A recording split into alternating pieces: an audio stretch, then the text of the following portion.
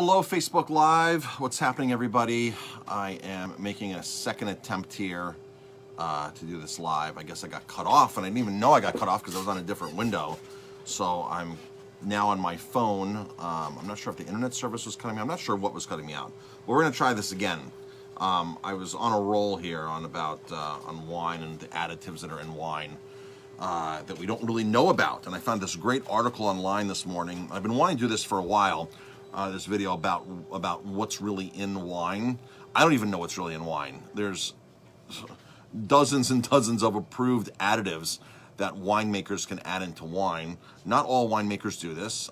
It's basically something that's more common in mass-produced wine, because mass-produced wine, they need to create a very consistent, stable product. So I am going to just pull up my this article again here and read off parts of this article. So if you're tuning in before, this is a continuation of what I was doing before, and I'm sorry that I got dropped. I don't know what happened, so I really don't know what happened. Technical difficulties. So thank you for tuning in. If you're tuning in live, just drop a comment, hashtag live. If it's on the replay, hashtag replay. And let's see, let me get back to my article here. And if you know a wine drinker, or if you are a wine drinker, if you know a wine drinker, tag them on this post. Tag them on this post. This is a must-watch post. Because again, it's shocking what can actually be in wine, unlike other ingredients, food ingredients that we know. So let me talk about the natural wine movement to begin with before I jump into this article. So a lot of people come into the restaurant, into Aroma Time, and say, "Oh, I want an organic wine." And what they really mean, or what they're used to having, is a wine that's made with organic grapes. And I explain to people there's a big difference. You can take a vineyard and grow beautiful organic grapes in the vineyard, but once you pick the grapes and it goes into the winemaking process, there's a very inorganic, non-organic way that they make wine, and there's the organic goodness is lost in the process of making the wine. And people are like, "Well, what do you mean?" I'm like, "Well, there's two separate parts of organic wine. Growing the grapes is one thing organically. Then actually making the wine organically, the whole process is a totally different thing. And this is where there's only a small handful of wineries actually doing this correctly. And if you walked into a store that had hundreds of bottles of wine, different labels of wine, you would only find a small handful of wines that are truly organic, certified the whole thing through, from the growing the grapes to the production of the wine. So that's the difference. So a lot of times restaurants say, "Oh, this is organic." The wine's not organic. The grapes are organic, right? It's like growing organic broccoli and then growing an organic apple and then adding chemicals to it to cook it and making it very non-organic and putting shortening in it and like Crisco shortening and all this other junk into it, and say, "Well, here's an organic apple pie." But the flour isn't organic, the butter's not organic, and has chemical preservatives in it, things like that. And say, "Well, here, it's not an organic apple pie, it's not an organic pie. It was made with organic apples," and that's it. Same thing with wine. It was made with organic grapes. So this popped up on my newsfeed today, and it was such perfect timing because we were out and about the other day, and Jamie had a glass of wine. And the wine we were at was inexpensive, very inexpensive, cheap wine. But we're like, "Okay, let's just have a glass." And we did, and Jamie got this headache, and she's like, "I shouldn't have had that wine. This wine's giving me a problem." But not all wine gives Jamie a problem. And I was like, "Well, who knows what was really in the wine?" So maybe my phone was listening to me and made this article pop up today, right? Because that happens all the time. We say, "I was just talking about that," and all of a sudden the addicts on Facebook, like they were listening. So maybe they were listening, and this popped up. So the name of this article is "A Closer Look at Wine Additives." So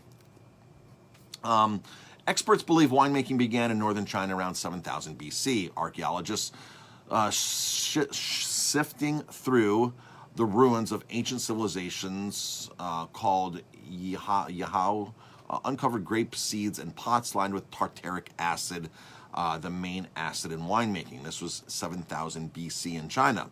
Shortly after the origin of winemaking, wine additives were made their way into history. In 4100 BC, Parisians started using pine resin to keep their wine from spoiling. In ancient Greek, they mixed their wine with perfumes, herbs, brines, and even seawater in attempts to preserve the wine and improve flavor. And in Rome, the Romans, they were the first ones to add sulfites to wine. So adding sulfites is nothing new. It's been happening for a couple thousand years. Sulfites are found naturally in wine, so that's just part of the winemaking process. Strawberries have more sulfites than strawberries will have sulfites. Everything has sulfites, a certain amount of sulfites. Today, wine additives are commonplace in much of the industrial winemaking world. Additives offer winemaking unprecedented control over nearly every aspect of the winemaking process. There are additives for color, texture, flavor, sweetness, clarity, fermentation speed, and much more. There's also an ongoing debate about among winemakers: are additives a mark of technological progress, or to be welcomed to winemaking, or are they shortcuts to produce inferior wine? Perhaps most importantly, are additives safe for us to drink?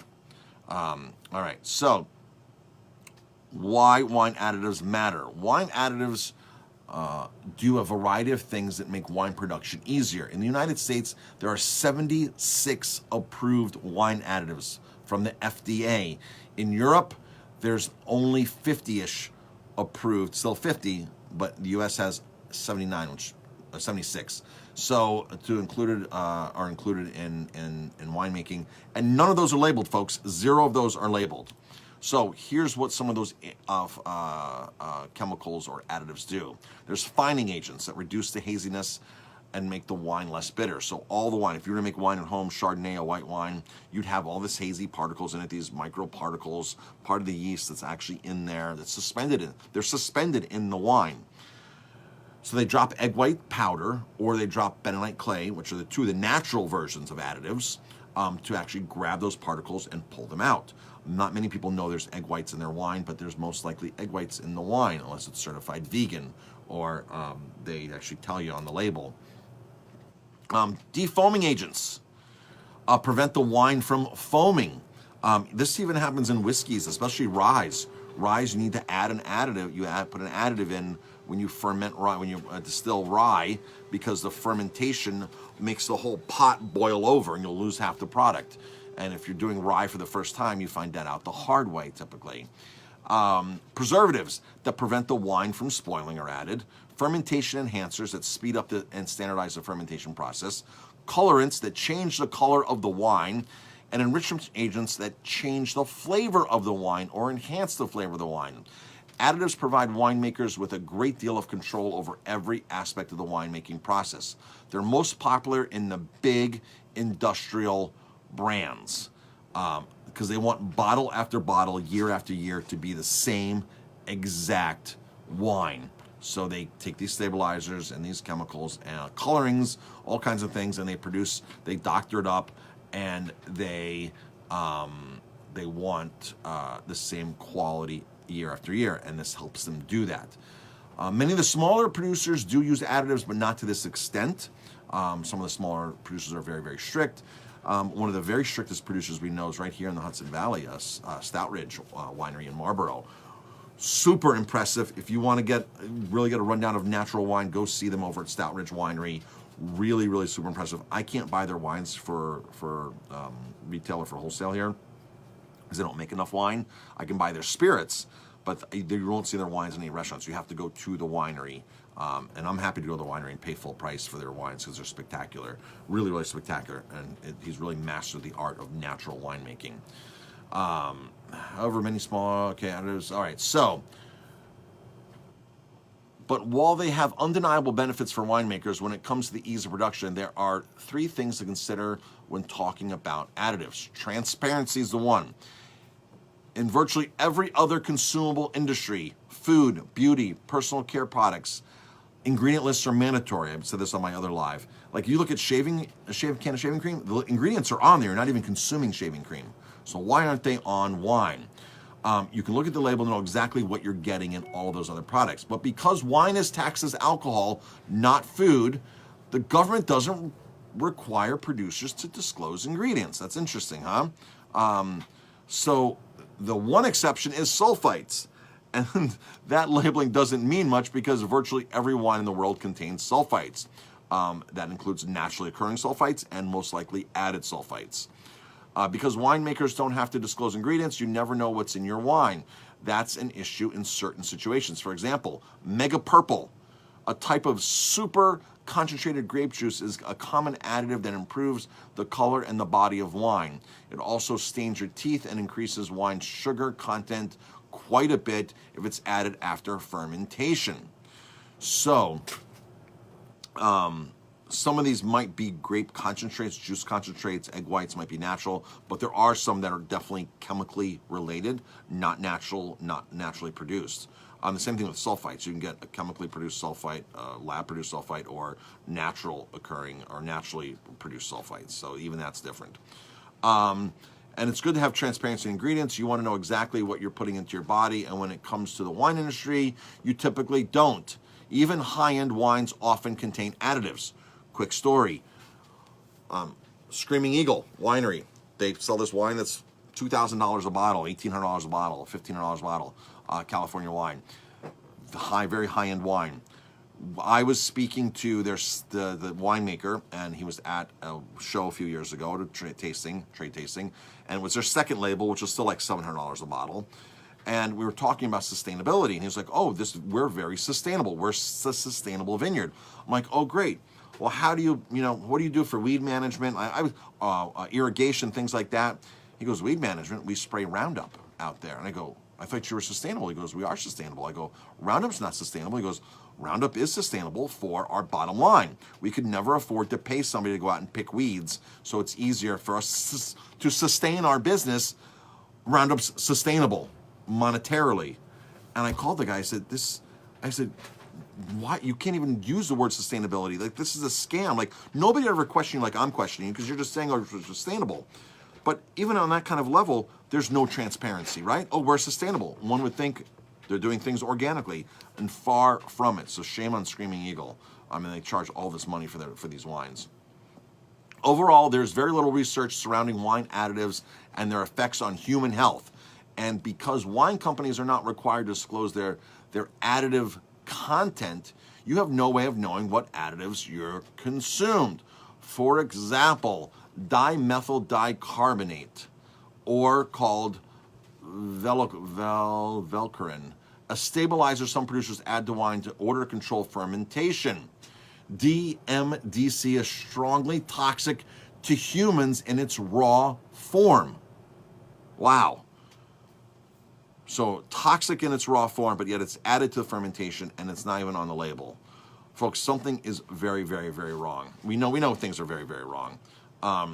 As a general principle, but this just pisses me off when I read stuff like this, and I know things like the reason why our whole theme of the restaurant here is natural, organic, sustainable, smaller producers, is because I've been around this industry for a long time, and I've seen farmers that won't eat their own foods because of what they spray on them. You hear all these horror stories, you see these things. Methyl testosterone in tilapia production, which changes the sex of the fish while the fish is alive, and the water runoff goes into local communities in the Philippines and wherever they're at in Thailand, and pregnant women are drinking the water runoff from tilapia farms, going to the groundwater laced with methyl testosterone. It goes on and on and on of just the horrific things that are happening in our food supply, and of course wine supply as well. The third issue is the wine's additive, with wine additives, is their impact on the wine's quality. Most established wine tasters will be able to tell you if a wine had grape juice concentrate mixed with it. They can distinguish between the shallow flavor of oak chips and the rich depth that comes from aging wine in oak barrels. They can also taste the difference between wine fermented with wild native yeast versus wine fermented with commercially added yeast. Additives remove the nature's influence, giving winemakers extraordinary control over their final product. Additives speed up and standardize the wine making process, but in doing so, they remove the wine's soul. You can taste the difference right away when you try a glass of natural wine, wine that has never been manipulated with additives. The wine is alive. It holds within a story about the year it was made, the changing seasons, the richness of the soil, the careful harmony between the winemaker and nature herself. So, great article here. It's called A Closer Look at Wine Additives. They are in our wine. Go to local wineries. If you're concerned about this, go to local wineries and ask what exactly they're putting in. And you have to be very specific, say, because local wineries, they will do, I've seen local wineries even add sugar. It's a common process, but we don't think of, oh, our wine is added. It's a common process with a lot of wineries, even smaller wineries. Just ask and understand what's in the wine. If you really want to know what's not in the wine, go to Stout Ridge Winery over in Marlboro. Fantastic couple that runs it. They're both chemists, and they're both on top of this. So second attempt here on Facebook to do this live, and hopefully it caught. Tag a wine drinker in this, educate some people about really what's in our food and what's in our beverages. That's it, folks. Thanks for tuning in.